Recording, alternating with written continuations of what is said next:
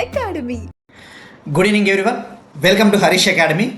ముందుగా ఆస్పిరెంట్స్ అందరికీ ఒక చిన్న రిక్వెస్ట్ అండి, విన్నపం. డెఫినెట్లీ తెలుగు మీడియం అభ్యర్థులకు సంబంధించి కూడా కంటెంట్ తెలుగులో ఇవ్వడానికి ఆల్రెడీ ట్రై చేస్తున్నానండి. ఇవాళ క్లాస్లో కొన్ని స్లైడ్స్ తెలుగులో కూడా పెట్టడం జరిగింది along with English. So definitely once మనం హైదరాబాద్కి వచ్చిన తర్వాత డిజిటల్ బోర్డు పైన క్లాసెస్ స్టార్ట్ చేసినప్పుడు డెఫినెట్లీ తెలుగులో కూడా ఇంగ్లీష్తో పాటు తెలుగులో కూడా కంటెంట్ ఇవ్వడానికి నేను డెఫినెట్లీ ట్రై చేస్తానండి. ఇక ఇవాళ కరెంట్ అఫైర్స్లో భాగంగా జనవరి 14th కరెంట్ అఫైర్స్ డీటెయిల్గా డిస్కస్ చేసుకుందాం. ఇవాళ మన ఫస్ట్ టాపిక్ ఇంటర్నేషనల్ రిలేషన్స్కి సంబంధించి ఒక ఇంపార్టెంట్ టాపిక్, షక్స్గమ్ వ్యాలీ. ఇవాళ మన ఫస్ట్ టాపిక్ షక్స్గమ్ వ్యాలీ అండి. ఇది మనకి జాగ్రఫీ పాయింట్ ఆఫ్ వ్యూలో, ఇంటర్నేషనల్ రిలేషన్స్ పాయింట్ ఆఫ్ వ్యూలో ఒక ఇంపార్టెంట్ టాపిక్. ఇక్కడ షక్స్గమ్ వ్యాలీ లేదా షక్స్గమ్ లోయ అనేది ఇండియాకి చైనాకి మధ్య ఒక డిస్ప్యూటెడ్ టెరిటరీ, ఇండియాకి చైనాకి మధ్య ఒక వివాదాస్పదమైన ప్రాంతం. మనకి జాగ్రఫీలో ఎప్పుడైనా బార్డర్ ఏరియాస్ తీసుకుంటే ఈ సరిహద్దు వివాదాలు అనేవి మనకి చాలా కామన్. మనకి పాకిస్తాన్తో కావచ్చు, చైనాతో కావచ్చు, బంగ్లాదేశ్తో కావచ్చు, మ్యాన్మార్తో కావచ్చు. ఇక ఇటువంటి డిస్ప్యూట్స్ గురించి వార్తల్లో ఉన్నప్పుడు మనం తెలుసుకోవాల్సింది ఇటువంటి ప్రాంతాలు ఎక్కడ ఉన్నాయి. ఫస్ట్ మనం కొద్దిగా స్టాటిక్ పాయింట్ ఆఫ్ వ్యూలో వెళ్తే జాగ్రఫీలో మనము ఒక టాపిక్ డిస్కస్ చేసుకుంటాం, చదువుతాం.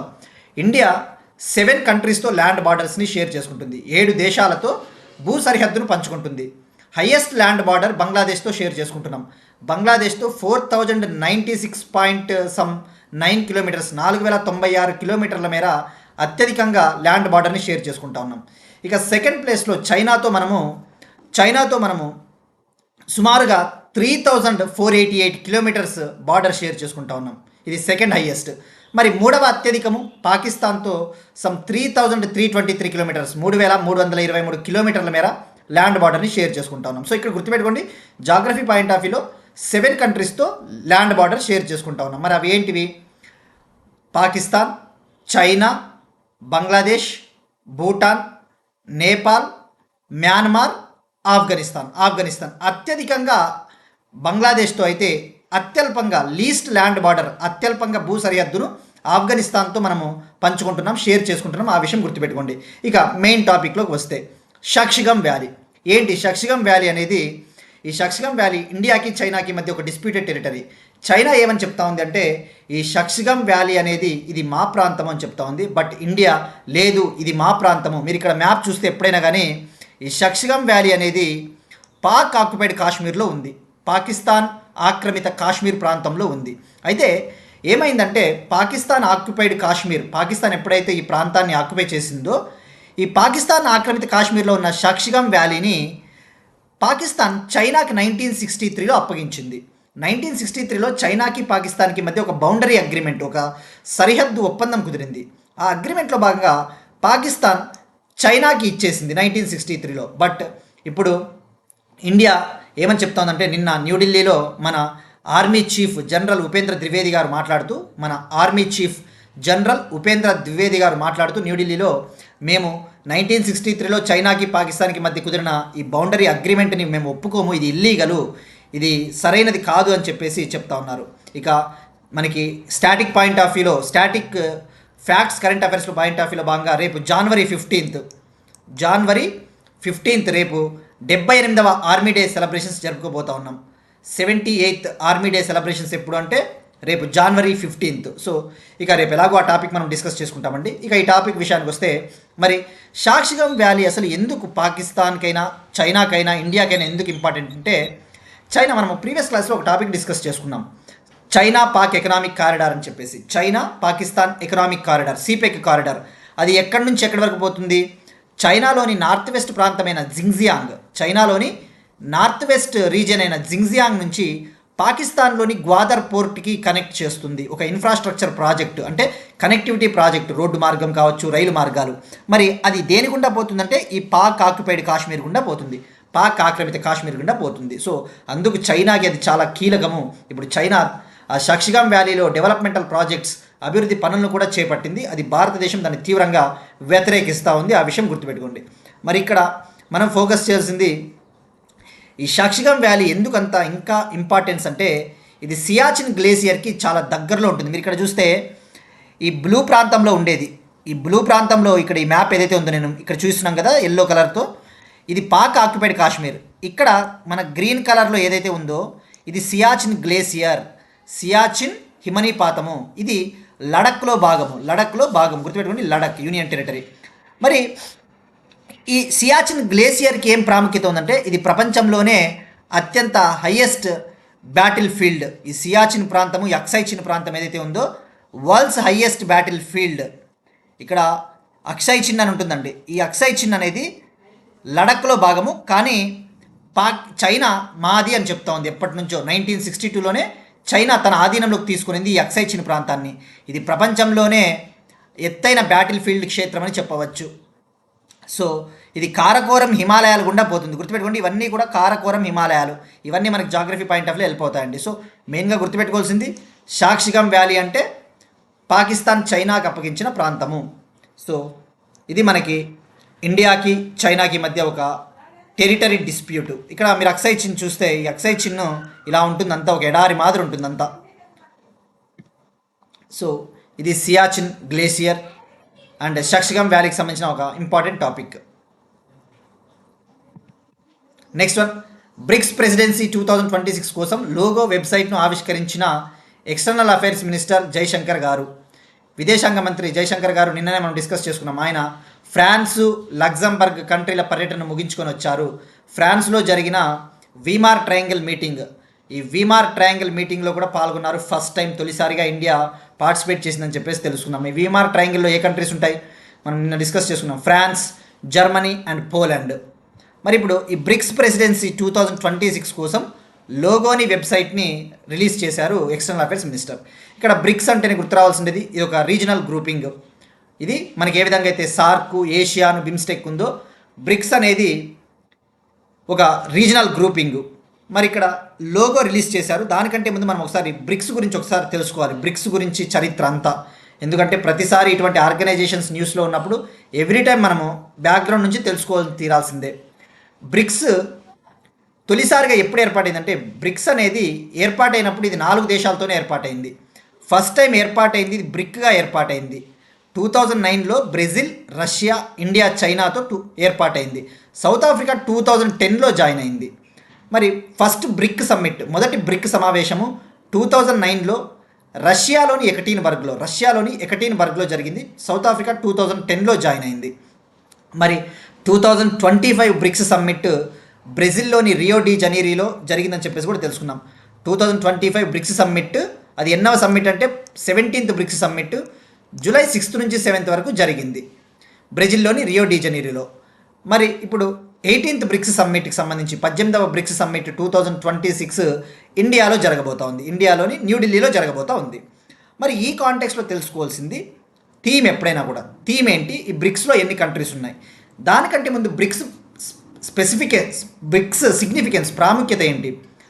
ప్రపంచ జనాభాలో సుమారుగా 45 నుంచి 49% బ్రిక్స్ దేశాల నుంచే వస్తూ ఉంది. ఇప్పుడు బ్రిక్స్లో ఎన్ని కంట్రీస్ ఉన్నాయి, ఓవరాల్గా 11. బ్రిక్స్లో ఇప్పుడు ఓవరాల్గా 11 కంట్రీస్. ఏవేవి? Brazil, Russia, India, China, south Africa, Egypt, Ethiopia, Iran, UAE, Saudi Arabia, Indonesia 2025లో జరిగిన 17th బ్రిక్స్ సమ్మిట్లో అఫీషియల్ మెంబర్గా ఫుల్ టైం మెంబర్గా జాయిన్ అయింది. రైట్.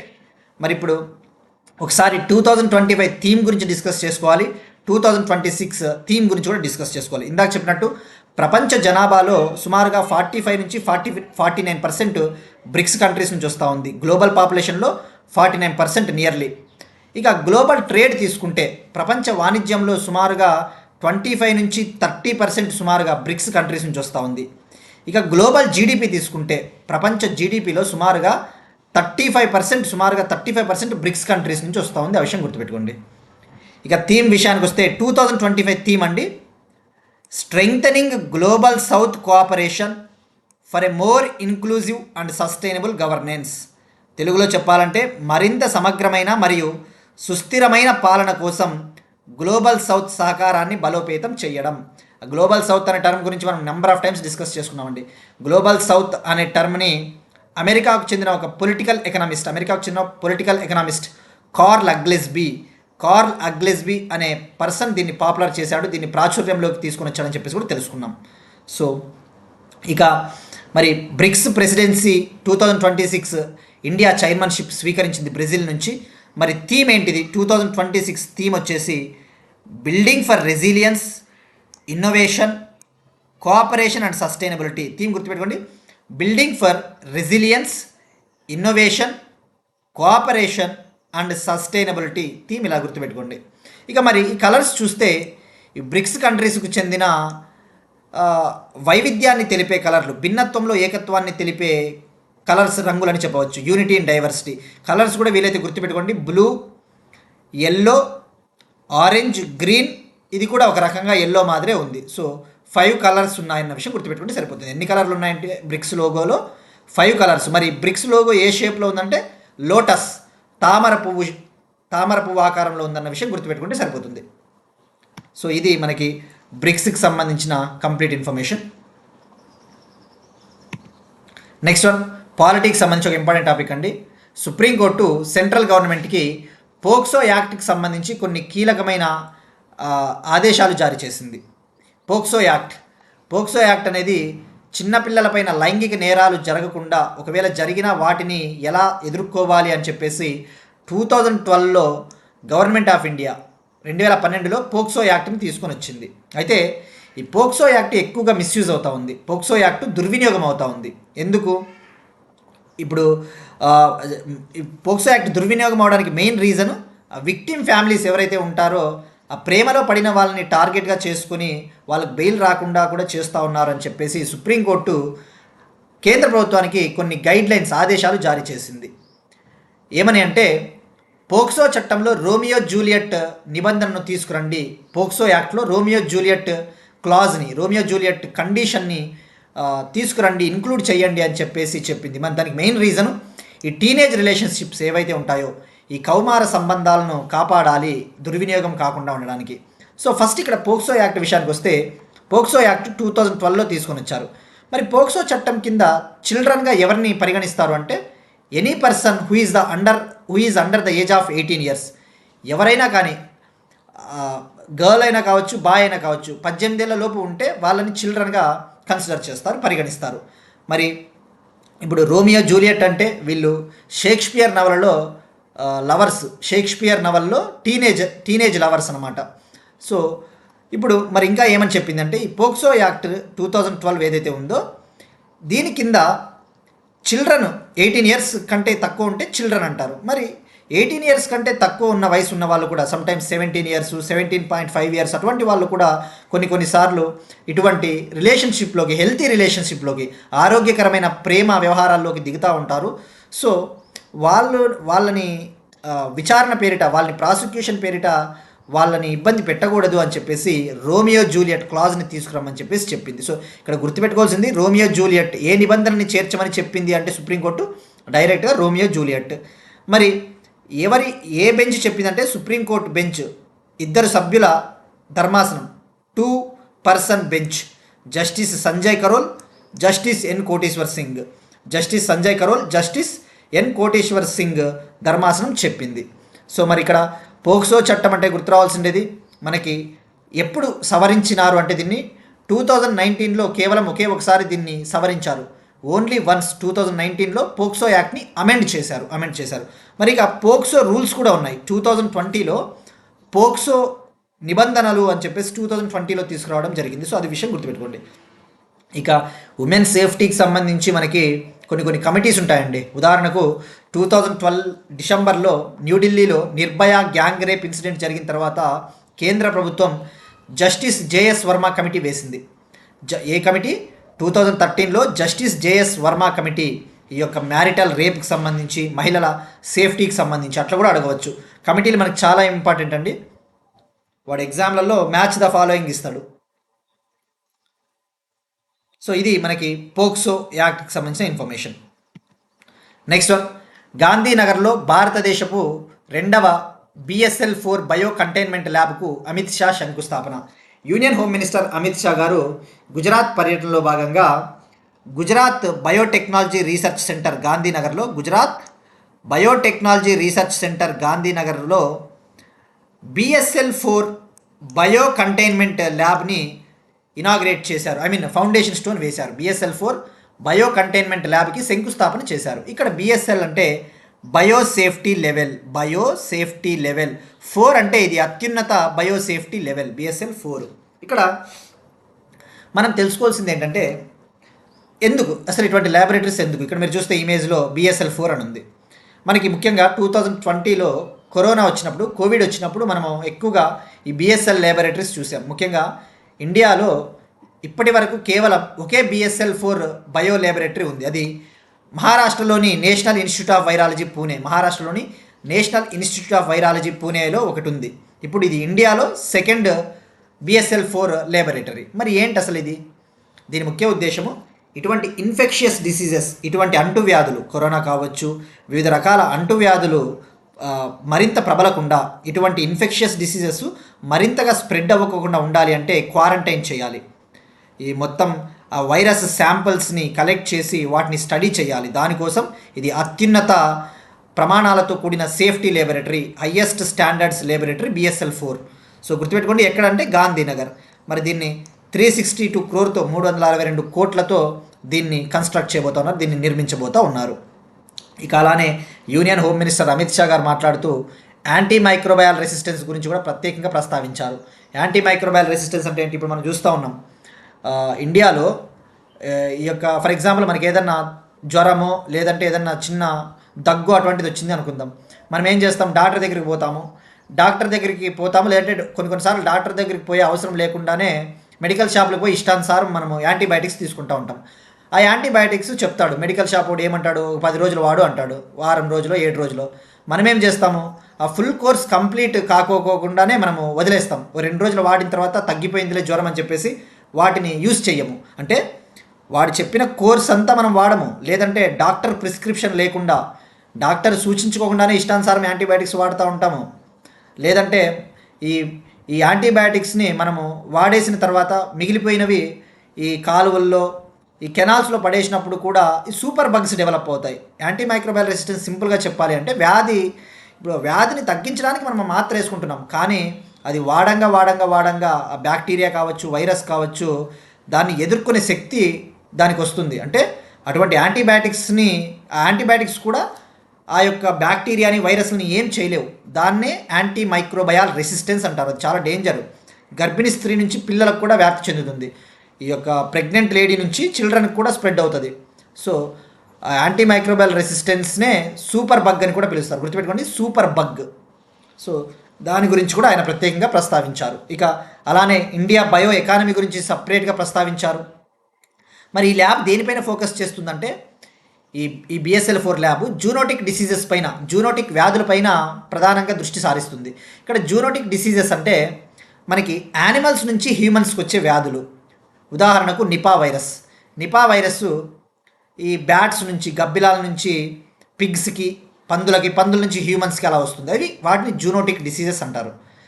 మరి మన బయో ఎకానమీ విలువ తీసుకుంటే, మన బయో ఎకానమీ అంటే ఏంటి? మన ఫార్మాస్యూటికల్ రంగము, ఇటువంటి రంగాల ద్వారా వచ్చే ఆదాయము. బయో ఎకానమీ 2014లో $10 billion ఉంటే 2024 అండి, ఇక్కడ చిన్న టైపింగ్ మిస్టేక్, ఇది 2014లో మన బయో ఎకానమీ వాల్యూ $10 billion ఉంటే 2024 $166 billion చేరుకుంది. ఇక్కడ చిన్న కరెక్షన్ మిస్టేక్ అండి, 2024 టైపింగ్ మిస్టేక్ అయింది.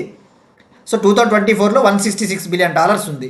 ఇక మనం టార్గెట్ పెట్టుకున్నాం 2030 కల్లా $300 billion చేరుకోవాలి బయో ఎకానమీ అని చెప్పేసి టార్గెట్ పెట్టుకున్నాం. ఈ టార్గెట్ గుర్తుపెట్టుకోండి. ఇక అలానే ఇండియాలో బయోటెక్నాలజీ కంపెనీలు తీసుకుంటే ఇప్పుడు సుమారుగా 10,000 పైగా బయోటెక్నాలజీ కంపెనీలు ఉన్నాయి. సో ఇది సరిపోతుందండి మనకి BSL-4 ల్యాబొరేటరీకి సంబంధించి. నెక్స్ట్ వన్, సౌరశక్తితో నడిచే ATM వ్యాన్ను ప్రవేశపెట్టిన మొట్టమొదటి గ్రామీణ బ్యాంకు.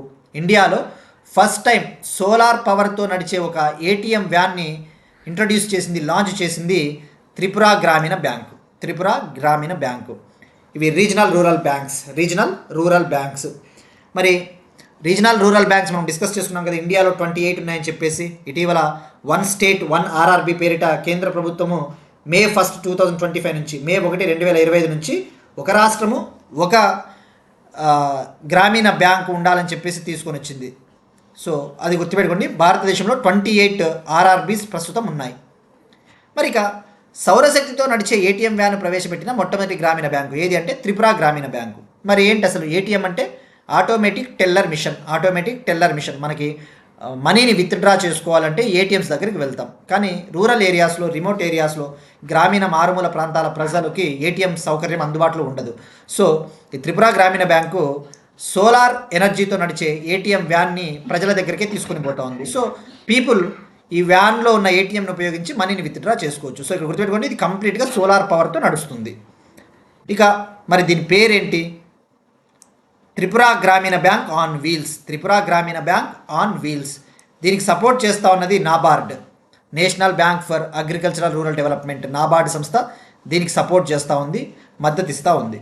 మరి ఆల్రెడీ త్రిపుర గ్రామీణ బ్యాంకు త్రిపురలో 3 సోలార్ పవర్డ్ ఏటీఎం వ్యాన్స్ ఉన్నాయి. 3 సోలార్ శక్తితో నడిచే ఏటీఎం వ్యాన్లు. యాక్చువల్లీ జూలై 2023లోనే 2023లోనే union finance minister Nirmala Sitharaman garu Tripura స్టేట్కి వెళ్ళినప్పుడు అక్కడ ఈ త్రిపుర గ్రామీణ బ్యాంకుకు చెందిన ఏటీఎం వ్యాన్ కార్యక్రమాన్ని లాంచ్ చేసింది. 2023లోనే త్రిపుర గ్రామీణ బ్యాంకుకు చెందిన ఏటీఎం వ్యాన్ ప్రోగ్రామ్ని లాంచ్ చేసింది. బట్ ఇప్పుడు ఏంటి అంటే ఇది సోలార్ పవర్తో నడిచే ఏటీఎం వ్యాన్ని ఇప్పుడు లాంచ్ చేశారు, ప్రజెంట్ లాంచ్ చేశారు అనే విషయం గుర్తుపెట్టుకోండి.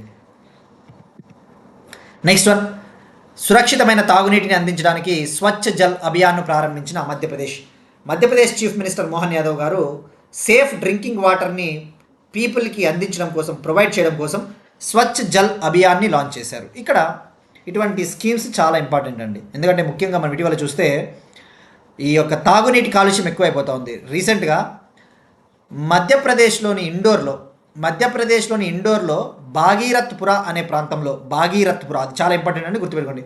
భాగీరథ్పుర అనే ఏరియాలో డ్రింకింగ్ వాటర్ కంటామినేట్ అయింది. ఈ తాగునీరు కలుషితమైంది. ఎలా కలుషితమైంది? ఆ తాగునీరులోకి సీవేజ్ వాటర్ కలిసింది. మురుగునీరు కలవడం వల్ల డయేరియా వచ్చి సుమారుగా 20-30 మంది ప్రజలు మరణించారు. సో ఇక్కడ ఎగ్జామ్ పాయింట్ ఆఫ్ వ్యూలో మనకి ఎప్పుడైనా ఇలాంటివి చదివేటప్పుడు డాట్స్ కనెక్ట్ చేసుకోవాలండి. వాడు ఎలా అడుగుతాడంటే ఇటీవల మా ఇండోర్లోని ఏ ప్రాంతంలో ఈ తాగునీరు కంటామినేట్ అయిందని చెప్పేసి డైరెక్ట్గా అడుగుతాడు. భగీరథ్పుర. మరి పొల్యూషన్ కంట్రోల్ బోర్డు, ముఖ్యంగా మధ్యప్రదేశ్కి చెందిన పొల్యూషన్ కంట్రోల్ బోర్డు సర్వే చేస్తే ఆ డ్రింకింగ్ వాటర్ని కలెక్ట్ చేసి ఆ శాంపిల్స్ని టెస్ట్ చేస్తే ఈ కోలి అనే ఒక బ్యాక్టీరియా ఉన్నట్టు గుర్తించారు. ఈ కోలి అది ఫేకల్ బ్యాక్టీరియా. అంటే ఏంటి? ఈ మలమూత్ర విసర్జకాలలో, ఈ స్లడ్జ్ ఫేకల్ శాంపిల్స్లలో వాటిలో ఉండే బ్యాక్టీరియా ఈ కోలి. మరి ఆ ఈ కోలి బ్యాక్టీరియా వల్ల డయేరియా వచ్చింది. సో అట్లా మనం లింకప్ చేసుకోవాలా. మీరు చూస్తే ఇండోర్ నీటి కాలుష్యం భాగీరథ్పుర ఈ కోలి ఫామ్ ఉన్నట్లు గుర్తించింది, తద్వారా డయేరియా వచ్చింది. సో ఇవన్నీ అండి మనకి ఈ కోలి అదర్ బ్యాక్టీరియా కూడా ఉన్నట్టు చెప్పింది. డైరెక్ట్గా అడుగుతాడు ఎగ్జామ్లలో. మరి ఇప్పుడు ఆ డ్రింకింగ్ వాటర్ని, క్లీన్ డ్రింకింగ్ వాటర్ని అందించాలి, ఇటువంటి వాటర్ పైప్స్ లీక్ కాకోకుండా ఉండాలి అంటే టెక్నాలజీని ఉపయోగించుకొని సేఫ్ వాటర్, సురక్షితమైన నీరును అందించాలి అని చెప్పేసి స్వచ్ఛ జల్ అభియాన్ని లాంచ్ చేయడం జరిగింది. ఇండోర్ భారతదేశపు cleanest city, India's cleanest city, భారతదేశపు స్వచ్ఛ నగరంలోనే అత్యంత స్వచ్ఛమైన నగరము ఇండోర్లోనే ఇలా జరగడం చాలా దురదృష్టకరం అని చెప్పవచ్చు. మరి ఇప్పుడు ఈ స్వచ్ఛ జల్ అభియాన్లో భాగంగా ఈ టెక్నాలజీని ఉపయోగించుకొని ఏమైనా లీక్స్ జరిగితే ఎటువంటి లీకులు జరిగినా గుర్తిస్తారనమాట. మరి దీన్ని 2 ఫేజెస్లో అమలు చేయబోతా ఉన్నారండి. మనకి ఫేజెస్ అంత ఇంపార్టెంట్ కాదండి, జస్ట్ ఏ స్టేట్ లాంచ్ చేసిందన్న విషయం గుర్తుపెట్టుకోండి. బట్ ఎనీవే ఫేజెస్ విషయానికి వస్తే జనవరి 10 నుంచి ఫిబ్రవరి 28, 2026 ఫస్ట్ ఫేజ్ నడుస్తుంది. మార్చి 1 నుంచి మే 31, 2026 వరకు 2వ దశ ఈ ప్రోగ్రాంలో భాగంగా రన్ చేస్తారు. సో అలానే ఎవ్రీ ట్యూస్డే, ప్రతి మంగళవారం కూడా ప్రజల నుంచి నీటి సమస్యలను కూడా వింటారు. వాటినే జల్ సున్వానీ హియరింగ్స్ అంటారు. Weekly Jal Sunwai hearings. So ఇది మనకి స్వచ్ఛ జల్ అభియాన్. సో ఇక్కడ మెయిన్గా గుర్తుపెట్టుకోవాల్సింది ఏంటంటే ఇండోర్ ఎక్కడండి? భాగీరథ్పుర. మనకి మధ్యప్రదేశ్ అంటేనే గుర్తు రావాల్సినది భోపాల్ గ్యాస్ ట్రాజడీ 1984. అది ఏ స్టేట్ అంటే Madhya Pradesh. Bhopal gas tragedy, Bhopal gas దుర్ఘటన 1984. నెక్స్ట్ వన్, బాధ్యతాయుత దేశాల సూచికను ప్రారంభించనున్న వరల్డ్ ఇంటలెక్చువల్ ఫౌండేషన్ అనే సంస్థ జనవరి 19న మాజీ ప్రెసిడెంట్, ఫార్మర్ ప్రెసిడెంట్, మాజీ రాష్ట్రపతి రామ్నాథ్ కోవింద్ గారి ప్రెజెన్స్లో, రామ్నాథ్ కోవింద్ గారి అధ్యక్షతన ఒక ఇండెక్స్ని లాంచ్ చేయబోతా ఉన్నారు. బాధ్యతాయుత దేశాల సూచిక, దాన్నే రెస్పాన్సిబుల్ నేషన్స్ ఇండెక్స్ అంటారు. Responsible nations index. మరి ఇక్కడ ఏంటి, మనకి ఇండెక్స్లు డిఫరెంట్ ఇండెక్స్లు ఉంటాయి. వరల్డ్ హ్యాపీనెస్ ఇండెక్స్ అని కావచ్చు, సస్టైనబుల్ డెవలప్మెంట్ ఇండెక్స్లు, ఇటువంటివి. మరి ఇక్కడ రెస్పాన్సిబుల్ నేషన్స్ ఇండెక్స్ అంటే బాధ్యతాయుత దేశాల సూచిక. అంటే వరల్డ్లో డిఫరెంట్ కంట్రీస్ ఏ విధంగా బాధ్యతాయుతంగా ప్రవర్తిస్తూ ఉన్నాయి. ఫర్ ఎగ్జాంపుల్, ఒక కంట్రీలో పీపుల్ సేఫ్టీకి సంబంధించి, సిటిజన్స్ యొక్క సేఫ్టీ, వాళ్ళ యొక్క భద్రతకు సంబంధించి, వాళ్ళ యొక్క డిగ్నిటీ, వాళ్ళ గౌరవానికి భంగం కలగకోకుండా ఎటువంటి యాక్షన్స్ తీసుకుంటా ఉన్నారు, చర్యలు తీసుకుంటా ఉన్నారు అని చెప్పేసి ఒక పారామీటరు. అలానే ఈ గ్లోబల్ పీస్కి, ప్రపంచ శాంతికి ఈ దేశాలు ఏ విధంగా కోఆపరేట్ చేస్తూ ఉన్నాయి, ఏ విధంగా సహకరిస్తూ ఉన్నాయనే ఒక పారామీటర్ కావచ్చు. ఇటువంటి పారామీటర్ల ఆధారంగా ఈ ఇండెక్స్ని లాంచ్ చేయబోతూ ఉన్నారు. సో ఇక్కడ గుర్తుపెట్టుకోండి, దీన్ని లాంచ్ చేయబోయే సంస్థ world intellectual foundation, Ramnath Kovind గారి ఆధ్వర్యంలో. మరి దీన్ని ఎవరి సహకారంతో డెవలప్ చేయబోతా ఉన్నారంటే Jawaharlal Nehru university New Delhi, IIM Mumbai, Indian institute of management Mumbai, అలానే డాక్టర్ అంబేద్కర్ ఇంటర్నేషనల్ సెంటర్ వీటి సహకారంతో దీన్ని లాంచ్ చేయబోతూ ఉన్నారు. మరి వరల్డ్ ఇంటెలెక్చువల్ ఫౌండేషన్ చైర్పర్సన్ ఎవరంటే ప్రొఫెసర్ జగదీష్ ముఖి. మరి ఇక్కడ ఇండెక్స్ 3 కోర్ డైమెన్షన్స్ పైన దృష్టి సారిస్తుంది. మెయిన్గా 3 కోర్ డైమెన్షన్స్. ఇక్కడ తెలుగులో కూడా పెట్టడం జరిగిందండి, మీరు స్క్రీన్ షాట్ తీసుకోండి. తెలుగులో కూడా మనం ఇక్కడ ఇవ్వడం జరిగింది మ్యాటర్, ఇది స్క్రీన్ షాట్ తీసుకోండి. ఇక్కడ ఈ మ్యాటర్ విషయానికి వస్తే ఇండెక్స్ 3 పారామీటర్స్ పైన ఫోకస్ చేస్తుంది. ఒకటి ఇంటర్నల్ రెస్పాన్సిబిలిటీ, ఇందాక చెప్పినట్టు ఆ కంట్రీలో ప్రజల రక్షణ కోసం ఎటువంటి చర్యలు తీసుకుంటా ఉన్నారు. మరొకటి ఎన్విరాన్మెంటల్ రెస్పాన్సిబిలిటీ, అంటే ఏంటి, ఆ కంట్రీ న్యాచురల్ రిసోర్సెస్ని ప్రొటెక్ట్ చేయడం కోసం ఏ విధంగా కృషి చేస్తూ ఉంది, ఆ కంట్రీ సహజ వనరులైన వాటరు, గాలి, అటువంటి వాటిని రక్షించడానికి ఏం చేస్తూ ఉంది. ఎక్స్టర్నల్ రెస్పాన్సిబిలిటీ అంటే ఏంటి, ఈ ప్రపంచంలో ఇప్పుడు ఎక్కువగా జరుగుతూ ఉన్నాయి కదా, ఇరాన్లో ఆందోళనలు ఇటువంటివి. సో పీస్, వరల్డ్ వైడ్ శాంతిని నెలకొల్పడానికి ఈ దేశాలు ఏ విధంగా సహకరిస్తూ ఉన్నాయి. ఈ 3 పారామీటర్స్ అండి. మరి ఈ ఇండెక్స్ 154 కంట్రీస్ని కవర్ చేయబోతోంది. గుర్తుపెట్టుకోండి, 154 దేశాలని కవర్ చేయబోతోంది. ప్రపంచవ్యాప్తంగా డేటాను తీసుకోవడం జరుగుతుంది. ట్రాన్స్పరెంట్ గ్లోబల్ డేటాని తీసుకోబోతూ ఉన్నారు. సో ఇది మనకి ఈ టాపిక్.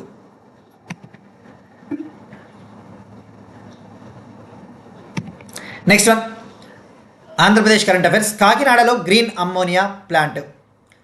ఆంధ్రప్రదేశ్లోని కాకినాడ డిస్టిక్లో వాకలపూడి అనే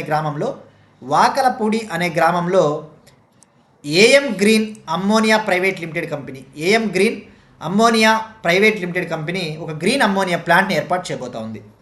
మనకి green ammonia manufacturing plant, green ammonia తయారీ ప్లాంట్ని ఏర్పాటు చేయబోతా ఉన్నారు. మరి ఇక్కడ మనకి గ్రీన్ అమ్మోనియా, గ్రీన్ హైడ్రోజన్ చాలా ఇంపార్టెంట్.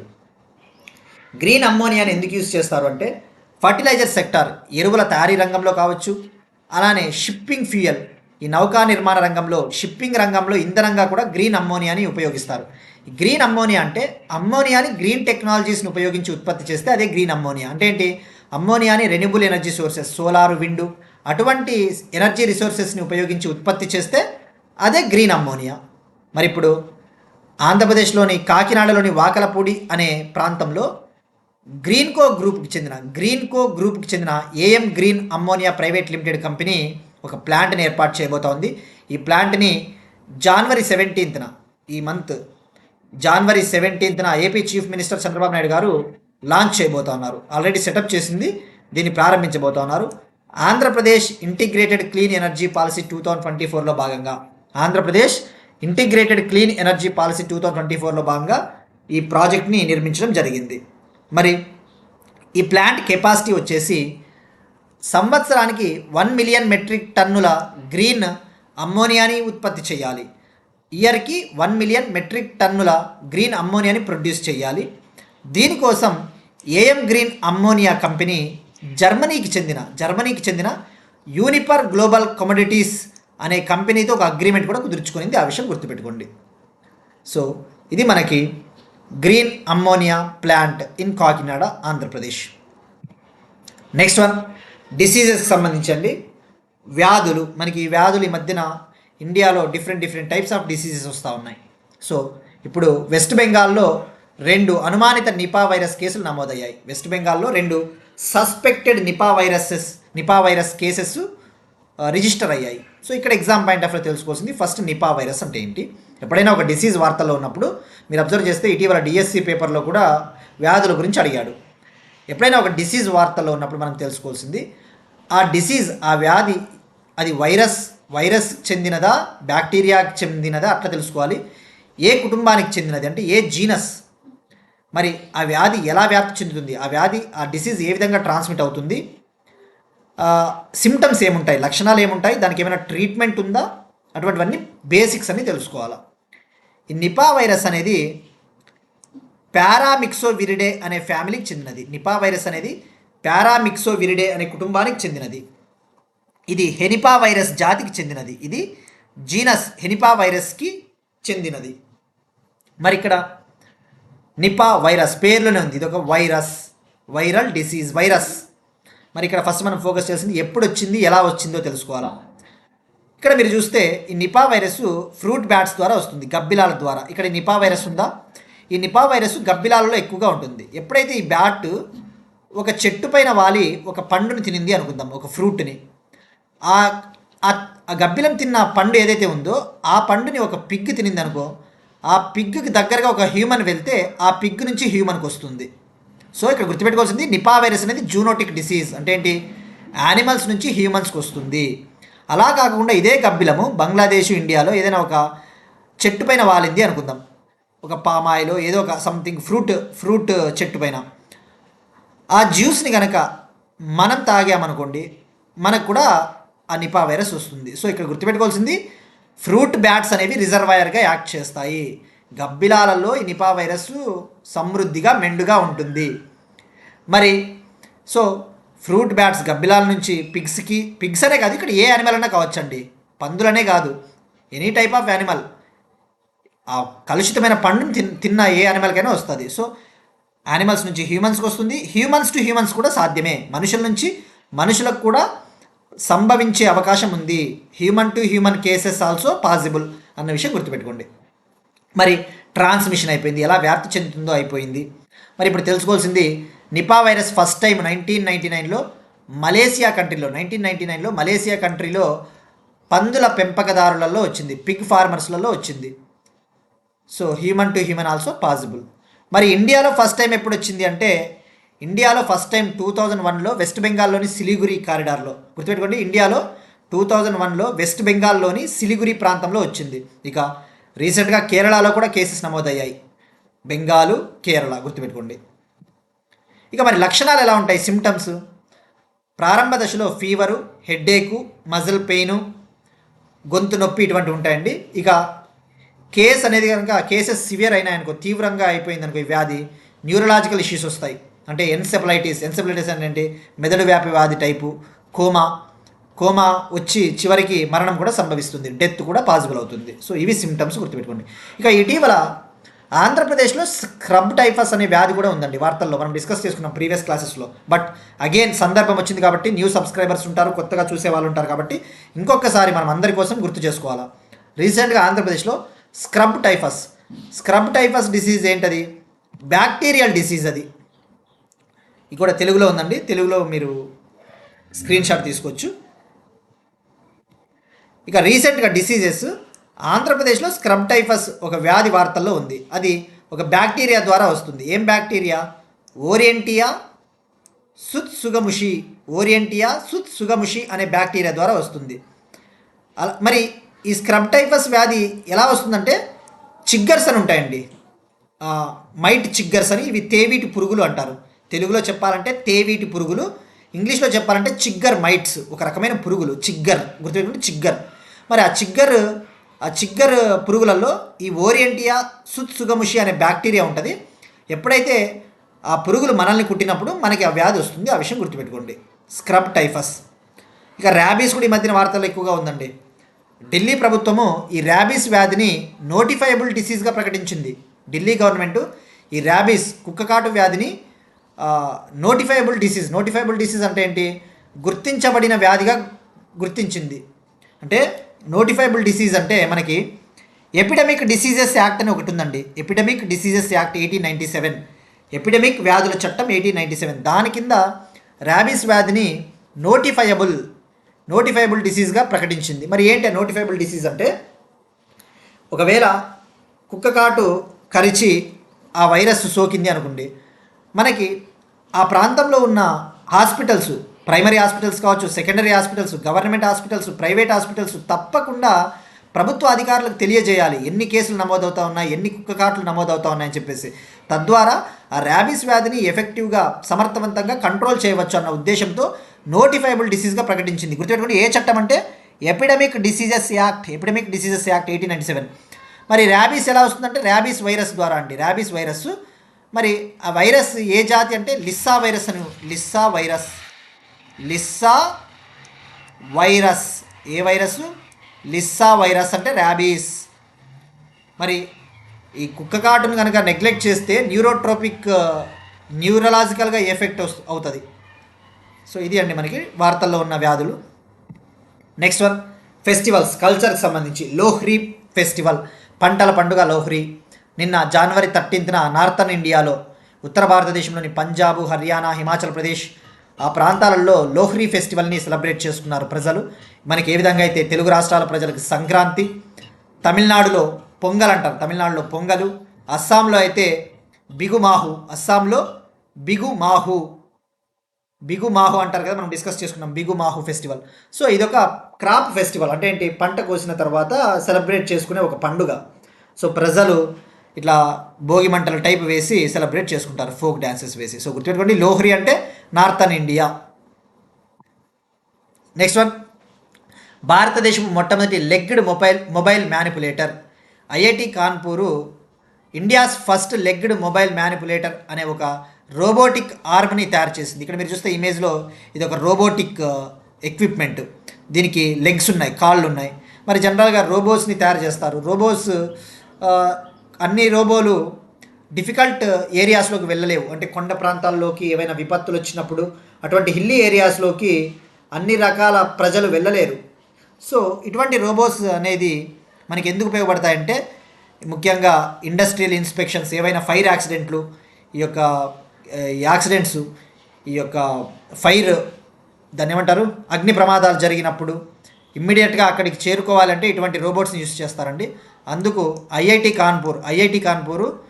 కాన్పూర్కి చెందిన ఎక్స్టెర్రా రోబోటిక్స్ అనే కంపెనీ దీన్ని డెవలప్ చేసింది. ఇది భారతదేశం మొట్టమొదటి లెగ్డ్ మొబైల్ మ్యానిపులేటర్. ఇది ఒక రోబో అన్న విషయం గుర్తుపెట్టుకోండి. దాని పేరు స్కార్ప్. ఇక ఇటీవల ఇటువంటి రోబో ఇంకోటి వార్తల్లో ఉందండి. 2025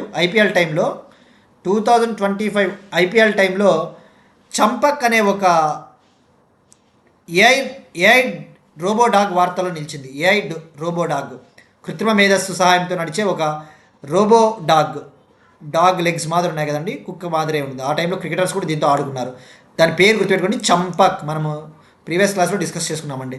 మరి చంపక్ పైన వివాదం కూడా వచ్చింది. ఎందుకంటే మనకి ఆ చంపక్ అనేది యాక్చువల్లీ ఢిల్లీకి చెందిన ఒక ప్రెస్ సంస్థ చంపక్ పేరిట 1969 నుంచే 1969 నుంచే ఒక చిల్డ్రన్స్ మ్యాగజైన్ని రిలీజ్ చేస్తూ ఉంది చంపక్. బట్ ఆ చంపక్ అనే పేరుని ఈ రోబో డాగ్కి పెట్టడం కూడా పెద్దగా అప్పుడు వివాదాస్పదం అయ్యింది. సో గుర్తుపెట్టుకోండి, చంపక్ అంటే ఏఐ రోబో డాగ్. ఐపీఎల్ టైంలో ఇది బాగా కనువిందు చేసింది. నెక్స్ట్ వన్, ప్రపంచంలోని అతిపెద్ద AI film award, world's largest artificial intelligence film award Tunisia కంట్రీకి చెందిన చిత్ర నిర్మాత, టునీషియా కంట్రీకి చెందిన ఫిల్మ్ మేకర్ జూబిర్ జ్లాసి ఈ అవార్డుని గెలుచుకున్నాడు. తను తీసిన తను నిర్మించిన లిల్లీ అనే మూవీకి ఈ అవార్డు లభించింది. మరి ఎక్కడ ఈ అవార్డు లభించిందంటే యుఏఈ కంట్రీలోని దుబాయ్లో సమ్మిట్ జరిగింది. ఈ 4వ సదస్సు, అక్కడ ఈ అవార్డు గెలుచుకున్నాడు. మరి అతనికి ప్రైజ్ మనీ $1 మిలియన్. మరి ఏంటిది ఏఐ ఫిల్మ్ అవార్డు అంటే, అతను ఏదైతే ఈ ఫిల్మ్ తీశాడో ఈ ఫిల్మ్లో ఆర్టిఫిషియల్ ఇంటెలిజెన్స్ని, కృత్రిమ మేధస్సుని చాలా రెస్పాన్సిబుల్గా యూజ్ చేశాడు. కృత్రిమ మేధస్సుని చాలా బాధ్యతాయుతంగా వాడి ప్రజలకు సందేశం ఇచ్చే ఒక మూవీని తీశాడు అని చెప్పేసి ఈ అవార్డుని ఇవ్వడం జరిగింది. సో ఇక్కడ గుర్తుపెట్టుకోండి, దుబాయ్లో జరిగిన ఈ సమ్మిట్ ఎన్నో సమ్మిట్ అంటే 4th ఎడిషన్. ఆ సదస్సు కంటెంట్ ఫర్ గుడ్ అనే థీమ్తో ఆ సదస్సును నిర్వహించారు. నెక్స్ట్ వన్, మెటా ప్రెసిడెంట్గా మరియు వైస్ చైర్మన్గా Dina Powell McCormick. Meta company ఏదైతే ఉందో మెటా కంపెనీకి ప్రెసిడెంట్గా మరియు వైస్ చైర్మన్గా దినా పావెల్ మెక్కార్మిక్ను నియమిస్తున్నట్టు అపాయింట్ చేస్తూ ఉన్నట్టు మెటా సంస్థ ప్రకటించింది. మరి ఈమె ఎవరు అంటే ట్రంప్ అడ్మినిస్ట్రేషన్లో సీనియర్ అడ్వైజర్, ట్రంప్ ప్రభుత్వంలో మాజీ సీనియర్ సలహాదారు. మరి మెటా అంటేనే గుర్తు రావాల్సిండేది మనకి మార్క్ జుకర్బర్గ్, ఫేస్బుక్ ఫౌండర్ ఉన్నారు కదా, ఫేస్బుక్ ఫౌండర్ మార్క్ జుకర్బర్గ్. ఆయన ఒక పేరెంట్ కంపెనీని ఏర్పాటు చేశాడు మెటా పేరిట. ఈ మెటా అంటే ఇది ఫేస్బుక్కి, ఇన్స్టాగ్రామ్కి, వాట్సాప్కి, మెసెంజర్కి పేరెంట్ కంపెనీ. అంటే ఈ మెటా కంపెనీలో ఇవన్నీ వస్తాయి, ఫేస్బుక్, ఇన్స్టాగ్రాము, మెసెంజరు, వాట్సాప్ ఇటువంటి సంస్థలు. సో దాన్ని గుర్తుపెట్టుకోండి, ఇది అమెరికా కంపెనీ. మెటా ఫౌండర్ వచ్చేసి ఎవరు ఓనర్ అంటే మార్క్ జుకర్బర్గ్. మరి మెటా అంటేనే గుర్తు రావాల్సింది. అసలు మెటా అనే టర్మ్ ఏంటి, మనకి ఎగ్జామ్ పాయింట్ ఆఫ్లో అనలిటికల్గా ఆలోచించాల. ఇక్కడ యూపీఎస్సీ ప్రిలిమ్స్ 2024లో మెటావర్స్ అనే టాపిక్ పైన ఒక క్వశ్చన్ అడిగాడండి. మెటావర్స్ అంటే ఒక ఇమాజినరీ వరల్డ్. మనం ఇప్పుడు చూస్తూ ఉన్నాం కదా, స్టూడెంట్స్ కావచ్చు, అందరూ అందరూ కూడా ప్రజలు 3D వరల్డ్కి కనెక్ట్ అయి ఉన్నారు. Video games, virtual reality, augmented reality, ఈ యొక్క కళ్ళద్దాలు 3D గ్లాసెస్ని పెట్టుకొని వీడియో గేమ్స్ ఆడడము. అంటే ఇది network of 3D virtual world. Metaverse అంటే 3D ప్రపంచాల ఒక నెట్వర్క్. సో దాని నుంచే వచ్చిండేదే ఆ మెటా కంపెనీ. ఆ టర్మ్ని ఆ మెటావర్స్ అనే దాని నుంచి తీసుకున్నాడు. సో మెటావర్స్ మీద క్వశ్చన్ అడిగాడండి. నెక్స్ట్ వన్, 2026 మహిళల హాకీ ప్రపంచ కప్ క్వాలిఫైయర్కు హైదరాబాద్ ఆతిథ్యం. 2026 women's hockey world cup August 15 నుంచి 30 వరకు బెల్జియం అండ్ నెదర్లాండ్స్ కంట్రీలో జరగబోతూ ఉంది. అయితే దానికంటే ముందు క్వాలిఫైర్ మ్యాచ్లు ఉంటాయి. ఆ క్వాలిఫైర్ మ్యాచ్ల్ని హైదరాబాద్లో కండక్ట్ చేయబోతున్నారు. మార్చ్ 8 నుంచి 14 వరకు హైదరాబాద్లో వీటిని నిర్వహించబోతూ ఉన్నారు. దీనికి సంబంధించి హాకీ ఇండియా తెలంగాణ గవర్నమెంట్తో ఒప్పందం కూడా కుదుర్చుకునింది, అగ్రిమెంట్ కూడా కుదుర్చుకునింది. మరి ఇక్కడ హాకీ ఇండియాకి ప్రస్తుతం ప్రెసిడెంట్గా దిలీప్ టర్కీ ఉన్నారు. ఆ విషయం గుర్తుపెట్టుకోండి. హాకీ ఇండియాకి ప్రెసిడెంట్గా దిలీప్ టర్కీ ఆయన మాజీ హాకీ క్రీడాకారుడు. మరి ఈ టోర్నమెంట్ క్వాలిఫైయర్లో భాగంగా ఈ క్వాలిఫైయర్ టోర్నమెంట్లో 8 టీమ్స్ పాల్గొంటాయండి. India, England, Scotland, Korea, Italy, Uruguay, Wales, Austria. ఆ 8 కంట్రీస్ పాల్గొన్న తర్వాత టాప్ 3 టీమ్స్ ఏవైతే ఉంటాయో టాప్ 3 టీమ్స్ 2 గ్రూపుల నుంచి ఇట్లా టాప్ 3 టీమ్స్ అనేవి డైరెక్ట్గా ఆగస్ట్ 15 నుంచి 30 వరకు జరగబోయే FIH ఉమెన్స్ హాకీ వరల్డ్ కప్కి క్వాలిఫై అవుతాయి. ఆ విషయం గుర్తుపెట్టుకోండి. సో ఇక్కడ మెయిన్ గుర్తుపెట్టుకోవాల్సింది మనకి direct static women's hockey world cup qualifiers ఎక్కడ జరుగుతున్నాయంటే హైదరాబాదు. హాకీ వరల్డ్ కప్ ఎక్కడ జరగబోతుందంటే బెల్జియం అండ్ నెదర్లాండ్స్. మరి ఇక్కడ FIH అంటే మనకి ఈ సంస్థ ఇంపార్టెంట్. FIH అంటే ఇది ఒక ఫ్రెంచ్ టర్మ్ అండి, ఫ్రెంచ్ పదం ఇది. ఫెడరేషన్ ఇంటర్నేషనలే డి హాకీ, ఇంగ్లీష్లో చెప్పాలంటే ఇంటర్నేషనల్ హాకీ ఫెడరేషన్. ఇది 1924లో ఏర్పాటైంది. ఫ్రాన్స్లోని ప్యారిస్లో ఏర్పాటైంది. కానీ దీని హెడ్ క్వార్టర్స్ ప్రధాన కార్యాలయం వచ్చేసి స్విట్జర్లాండ్లోని లౌసన్నే. మరి దీనికి ప్రస్తుతం ప్రెసిడెంట్గా తయ్యబ్ ఇక్రమ్ ఉన్నారు. సో ఇది సరిపోతుందండి మ్యాటర్ మనకి FIH. ఇక ఇవాళ క్వశ్చన్ అండి, ఇంపార్టెంట్ డేస్కి సంబంధించి. ప్రవాసీ భారతీయ దివాస్ని ఎప్పుడు సెలబ్రేట్ చేసుకుంటాం ఎవ్రీ ఇయర్? వరల్డ్ హిందీ డేని ఎప్పుడు సెలబ్రేట్ చేసుకుంటాం ఎవ్రీ ఇయర్? ఇది ట్రై చేయండి. ఇక నిన్న అడిగిన క్వశ్చన్, భారతదేశం మొట్టమొదటి బయో హ్యాపీ డిస్టిక్ అరుణాచల్ ప్రదేశ్లోని కేఈ పన్యూర్. దీన్ని నిర్మిస్తూ ఉన్నది ఎంఎస్ స్వామినాథన్ రీసెర్చ్ ఫౌండేషన్. ఇక ఇంకొక క్వశ్చన్ అడిగాం, మొట్టమొదటి ఎంఎస్ స్వామినాథన్ రీసెర్చ్ ఫౌండేషన్ అవార్డుని మోడీ గారు 2025లో ఎవరికి ఇచ్చారు అంటే నైజీరియాకు చెందిన ప్రొఫెసర్ ఫుడ్ సైంటిస్ట్ ప్రొఫెసర్ అడెమొలే అడెన్లే. మరి ఈ అవార్డుని ఎవరికి ఇస్తారు అంటే డెవలపింగ్ కంట్రీస్లో, ఈ యొక్క అభివృద్ధి చెందుతా ఉన్న దేశాల్లో ఎవరైతే ఫుడ్ సెక్యూరిటీ, ఆహార భద్రత, పీస్, శాంతి కోసం కృషి చేస్తారో వాళ్ళకి అవార్డు ఇవ్వడం జరుగుతుంది. ఈ అవార్డు పేరు MS Swaminathan food and peace prize. ఈ అవార్డుని ఎవరు ఏర్పాటు చేశారంటే world academy of sciences MS Swaminathan research foundation. ఇక ఎంఎస్ స్వామినాథన్ తమిళనాడుకు చెందిన వ్యక్తి. ఆయన్ని హరిత విప్లవ పితామహుడుగా పిలుస్తారు, ఫాదర్ ఆఫ్ గ్రీన్ రెవల్యూషన్. ఆయన 1925 ఆగస్ట్ 7న జన్మించారు. 1925 ఆగస్ట్ 7న ఆయన జన్మించారు. ఈ లాస్ట్ ఇయర్ 2025లో శత జయంతి సెలబ్రేషన్స్ సందర్భంగా ఈ అవార్డుని ఆయనకి ఇవ్వడం జరిగింది, నైజీరియా ప్రొఫెసర్కి. ఇవి వాటి కరెంట్ అఫైర్స్. మనం ఒకసారి క్విక్గా రీక్యాప్ చూద్దామండి.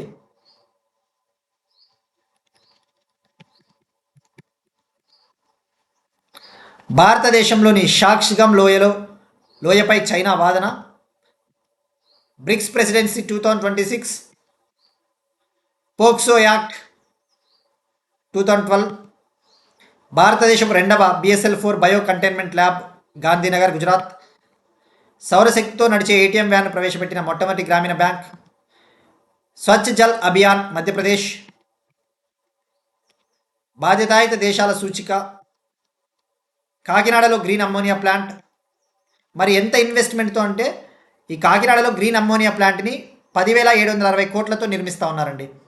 10,760 crore. Nipah virus West Bengal, Lohri festival northern India, SCARP India's first legged mobile manipulator IIT Kanpur, ప్రపంచంలోనే అతిపెద్ద AI film award, Meta president మరియు వైస్ చైర్మన్గా దినా పావెల్ మెక్కార్మిక్, 2026 మహిళల హాకీ ప్రపంచ కప్ క్వాలిఫైయర్కు హైదరాబాద్ ఆతిథ్యం.